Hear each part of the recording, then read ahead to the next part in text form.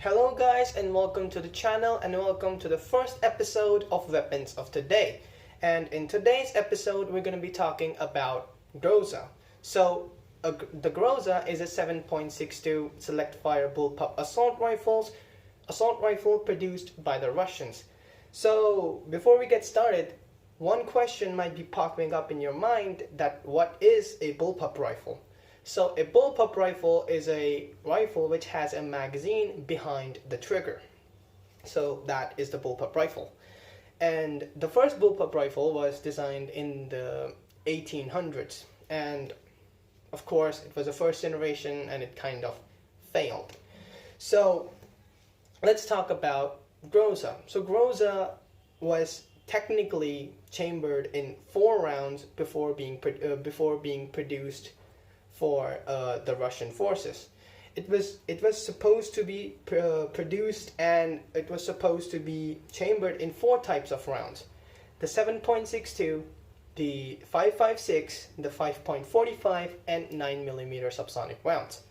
But this idea was dropped and Groza was chambered in only 2 rounds: the 7.62 and the lighter submachine gun 9mm subsonic round.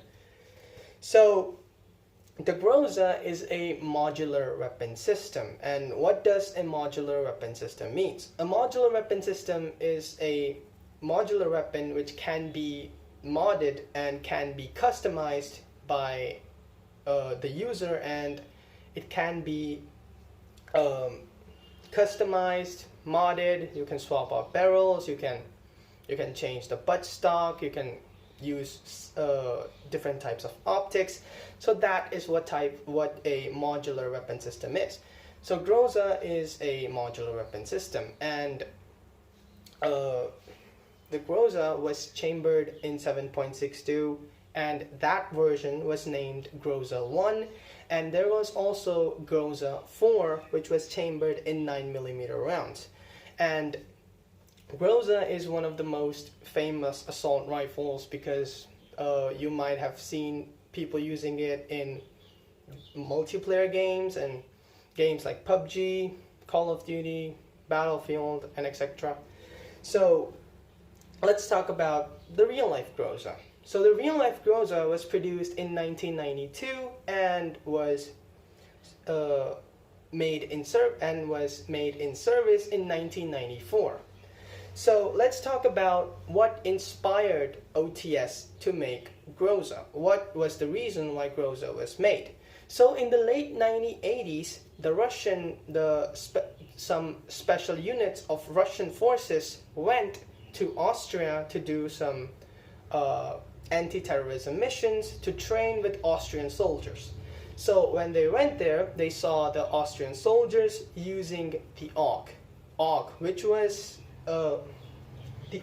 was made by Steyr, a famous company of Austria.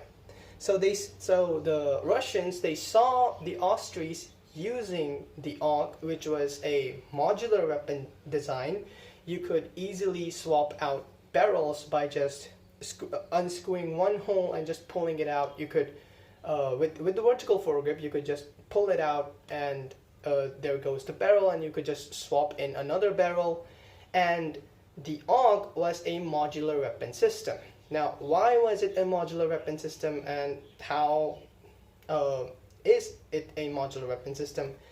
AUG, the barrels can be swapped easily from the AUG, and AUG is chambered in 5.56 NATO and also in 9mm rounds. AUG has very different variations, like AUG H-bar, which is a lightweight machine gun variant of the AUG, and also the AUG Para, which was the 9mm submachine gun variant of the AUG. Now that was the thing that inspired the Russians from Austrians to make a weapon design which would be a bullpup and modular. So the first Groza was produced in 1992. It was a direct copy of AK-74, just in a bullpup configuration. And of course, Groza was a Groza became popular and also kind of known as the anti-terrorism weapon for the Russians at that time.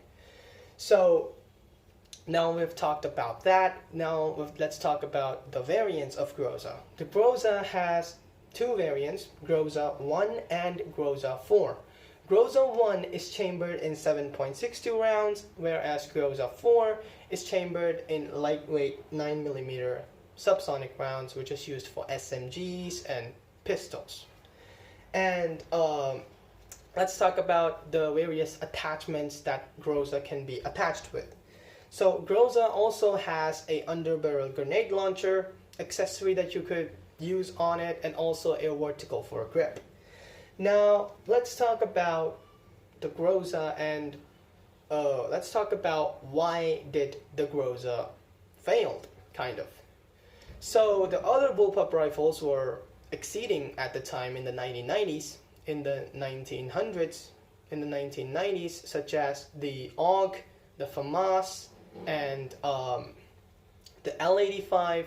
All of these rifles were heavily produced by most of the countries, and the Russians saw the use of these rifles and kind of thought, let's make a rifle that could be used by our special forces and stuff, and could also be used by the military. So what happened was Groza was eventually dropped in 1999, and it entered in service. It was produced in 1992. It entered in service in 1994, and it was finished, dropped in 1999. Now the reason for the drop was that they added all of the advantages and everything that the Groza had. They added everything towards AK-74. They upgraded AK-74, like adding a few things from Groza, and also making the ASVAL, which is a integrated barrel configuration of AK-74. Now that is the story of Groza, like how it was produced, why it was made, why it was produced in the first place, and